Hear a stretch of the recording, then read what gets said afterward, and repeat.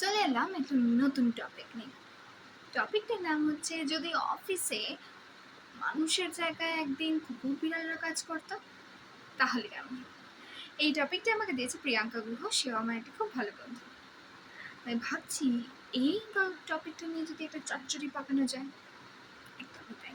আমার মাথায় এর থেকে ভালো দুষ্টু বুদ্ধিতে আর কিছু আসবে না। তাই ঠিক করেছি একটা চচ্চড়িওয়ালা দুষ্টু মিষ্টি টক ঝাল গল্প বানাবো। একদমই তাই।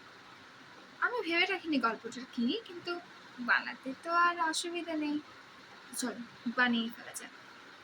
যদি একদিন কুকুর বিড়াল কাজ করতো অফিসে মানুষের জায়গায়, তাহলে অফিসটা আর নিশ্চয়ই মানুষদের জন্য থাকতো না, কুকুর বিড়ালদের জন্য হয়ে যেত। তার মানে সেখানকার কুকুর বিড়ালরা good morning sir, good morning ma'am, আর সব সময় উঠতে বসতে বসদের একটাই কথা শুনতে পেত সে কুকুর বিড়াল এমপ্লয়িদের, ইউ আর ফায়ার্ড। আজকে তুমি কাজ করনি, তাই তোমার স্যালারি কাটা হবে, কাটা হবে, কাটা হবে। কি করা হবে? স্যালারি কাটা হবে। Half day, no half day. Family time, no family time. তুমি সরকারি কাজ করো, না না তুমি বেসরকারি কাজ করো। ও মা, তুমি বেসরকারি কাজ করো, সারাদিন তোমার মাথায় এসি আছে, তোমার একটা ইয়াপর বাড়ি আছে, তোমার 4 চাকা গাড়ি আছে, কিন্তু তোমার গরমের ছুটি নেই। এটাই হবে?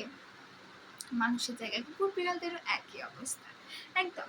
তখন হয়তো উল্টো কেসটা হতে পারে যে কুকুর বিড়ালরা 4 পা তো হয়তো 2টো হাত 2টো পা ওইরকম করে হাঁটতে হাঁটতে কফি খাচ্ছে, প্রিন্ট আউট পার করছে, আর রাস্তায় তখন মানুষের 2 হাত 2 পাটা হয়তো 4 পা হয়ে যাবে ওদের মতন। আর তখন কুকুর বিড়ালরা মানুষদেরকে পুষবে ঘরে। তখন আমরা যেটা কুকুররা যে ডগ ফুড খায় সেটা হয়তো হিউম্যান ফুড হবে।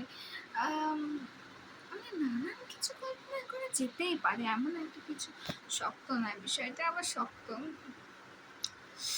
তখন আমরা কুকুর বিড়ালদের মতন আমাদের নাম হবে কিটি, ম্যাক্স, গিজমো, এরকম নাম আমাদেরই হবে। তারপর হুলো, ভুলো, বললাম না, অনেক নামই হতে পারে, নানান নামই রাখতে পারে। এই যেমন এখন আমি চশমাটা পরে নিই, হয়তো যখন আমি চশমা পরবো অফিসে হয়তো তখন বিড়াল কুকুররা চশমা পরবে, এমন নানান জিনিস করতে পারে। তখন হয়তো ওটা আমরা একটা ডিফারেন্ট প্যারালাল ওয়ার্ল্ডে চলে যাব। আর যখন আমরা ডিফারেন্ট প্যারালাল ওয়ার্ল্ডে চলে যাব তখন কী হবে? তখন মানুষ থাকবে না।